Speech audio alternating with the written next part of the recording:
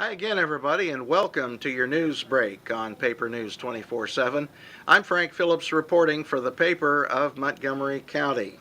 Mayor Todd Barton kept his promise. Today he met with the public at the Forum Restaurant on Darlington Avenue. In January, Barton announced he was going to meet regularly with the public. His first meeting was at Uncle Smiley's restaurant, and he was greeted by a dozen or more people who had questions. On Tuesday morning, the meeting location was the Forum. I didn't know how this would turn out, he said, shaking hands. Last week, there were several people here. Wrong information had been disseminated by one newspaper, and some people didn't realize the mayor had announced his meeting would be this week instead of last. Nevertheless, people came by his table to ask questions. The mayor said he is meeting weekly with the owners of the Ben-Hur building and a potential buyer. We have a teleconference at the same time each week, he said. Progress is being made, though he did not elaborate on details. He praised the county commissioners for stepping in to delay a county tax sale of the historic former home of the Ben-Hur Life Insurance Company. He said they were happy to step in and pull the Ben-Hur building out of the tax sale this month. Barton's concern was that someone could have purchased the building who did not have the capital to develop it, and we would have another old hospital on our hands, he said, referring to the former Culver Union Hospital building, which is set empty since the new hospital was built. Barton is cautiously optimistic about the future. On Monday, Lieutenant Governor Becky Skillman announced Crawfordsville was one of 7 finalists for 2 grants in the Stellar Communities program. When compared with Governor Mitch Daniels, who recorded a campaign ad for him, Barton dismissed that idea. I don't think so, he said. I just want to stay right here and fix things that have been broken. We are a lot further along the timeline than I thought we would be, but I know we won't be able to get everything done as quickly as I would like. Barton said flexibility is important for the city to move forward. He said his department heads are catching that vision, and he expects great things in the future. While campaigning for mayor, Barton called his plan a roadmap and said it was something that would have to be adjusted as time goes by. When we come back, we'll have more local news from today's edition of the paper of Montgomery County. We'll also check sports and see what our weatherbird Weatherby has to say about the forecast.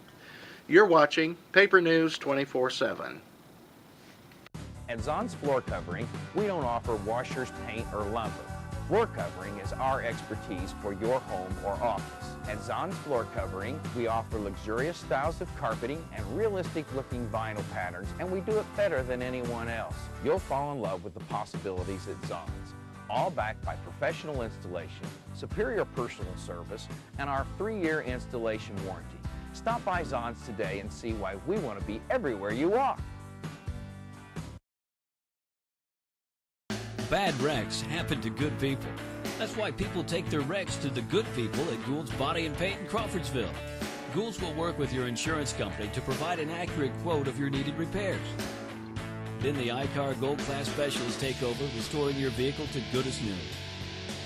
Gould's will service any make, any model, any type, or amount of damage. Just remember our motto, at Gould's Body and Paint, our business is a wreck.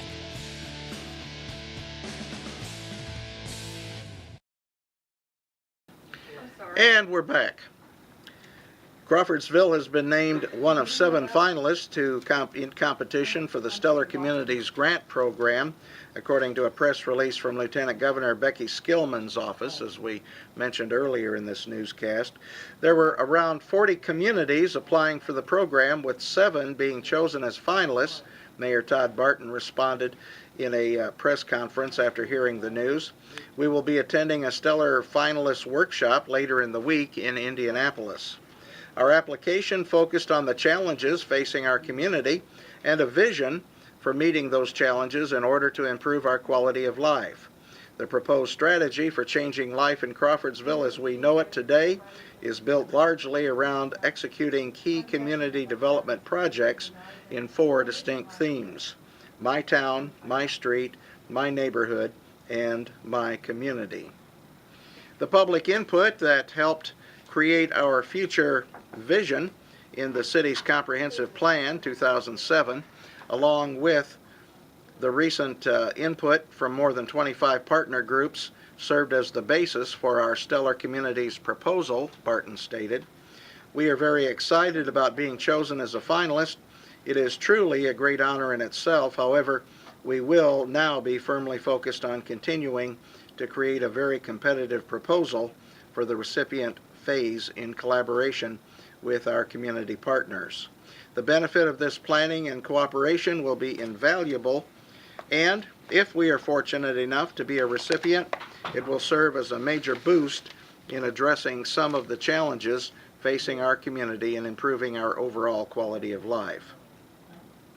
I would again like to acknowledge the input from our community partners, along with the work of Plan Director Brandy Allen in contributing to our ability to submit a competitive proposal.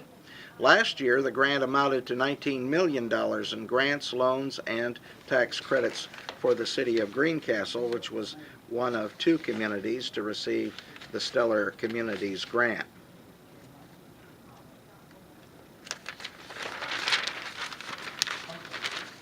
The program was launched last year to fund comprehensive community development projects in Indiana's smaller cities and towns. Each of the finalists demonstrated a comprehensive plan with the potential to transform their community, said Lieutenant Governor Becky Skillman. Only 2 will be our next Stellar Communities, but all 7 will benefit from the long-term strategic planning. Finalists were the City of Auburn, City of Crawfordsville, City of Delphi, City of Petersburg, City of Princeton, City of Richmond, and the town of Whitestown. Each finalist community will receive $10,000 to prepare an in-depth strategic investment plan proposal, and will also participate in a site visit with the state selection team. In May, 2 of the finalist communities will be announced as this year's Stellar Communities. Pretty exciting stuff for the city of Crawfordsville and for Montgomery County as well. Well, let's see what else is going on in Montgomery County. On Friday, the Indiana State Revolving Fund approved a $10.9 million loan at, get this, 1.54% to build a sewer line and wastewater treatment plant in the so-called Steel Corridor, which runs north of Nucor Steel along Nucor Road and includes the Chigger Hollow subdivision. Obtaining the loan meant that contracts could be let for the wastewater treatment plant and the collection system, which is another term for sewer line. Those contracts were signed by 3 of the 5 members of the Regional Sewer Board on Monday afternoon at the Montgomery County Economic Development Office on North Green Street next to the Crawfordsville Police Department. Present to sign the contracts with Bowen for the treatment plant and with Poindexter for the collection system was Bill Henderson, Brian Kime, and Terry Hockersmith. Absent were Phil Bain, who was ill, and Michael Plant, who was on duty with the police department. Montgomery County is facing certain legal challenges, Attorney Dan Taylor told county commissioners Monday morning.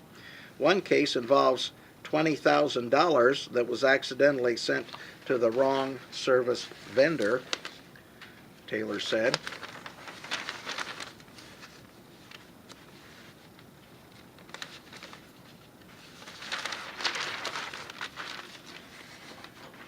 And that was sent by the county probation department. Now that company won't give the money back.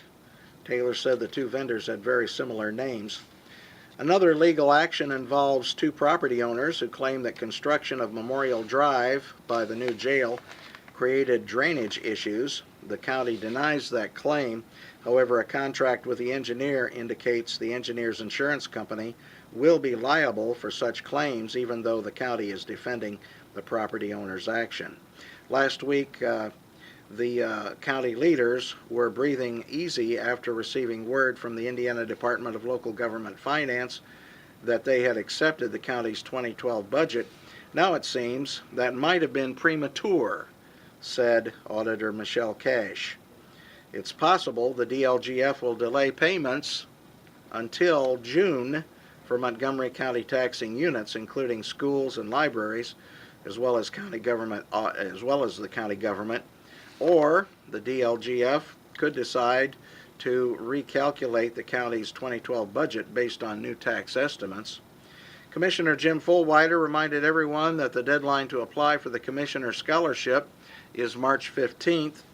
Taylor said the scholarship was established after a fire at Wabash College in the late 1800s, and the county, quote, helped them out. A citizen, Bob Hoffman of Linden, told commissioners that after researching the matter, he wants to either be included in the lease agreement or is asking the company installing wind turbines near his home to buy him out. He said his property value will probably decrease by $200,000 when the wind turbines are installed. That, according to a Tippecanoe County study. Well, let's check the weather forecast before we go on to sports today. Weatherby, our little weather bird, says today will be mostly sunny, but watch out for rain closer to Indianapolis today. The high today will be 50 degrees. If Weatherby is off by more than 3 degrees, email us at weatherby@thepaper24-7.com and let us know. Include your name and phone number. And at the end of the month, all those who called in and caught Weatherby will be entered into a drawing for a prize. Now a look at our sports page. Turning to page A6 today. Southmont's boys basketball team begins sectional play tonight. The Mounties, 13-7, have a rematch with Sagamore Athletic Conference rival Frankfort, who is 8-13. The host site for the sectional 25 is Frankfort's Case Arena. These two teams have met less than 2 weeks ago at Case Arena. The Mounties escaped with an overtime win, defeating the Hot Dogs 80-70. Southmont coach Dan Chad hopes to see a similar performance on the offensive end. Brothers Austin and Devin Burton combined for 54 points in the game.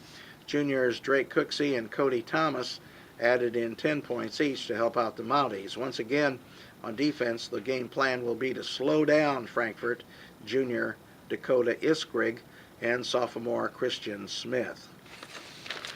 And that's a look at your news, weather, and sports. On Newsbreak from Paper News 24/7 and the pages of the paper of Montgomery County, I'm Frank Phillips reporting. You have an outstanding day, won't you?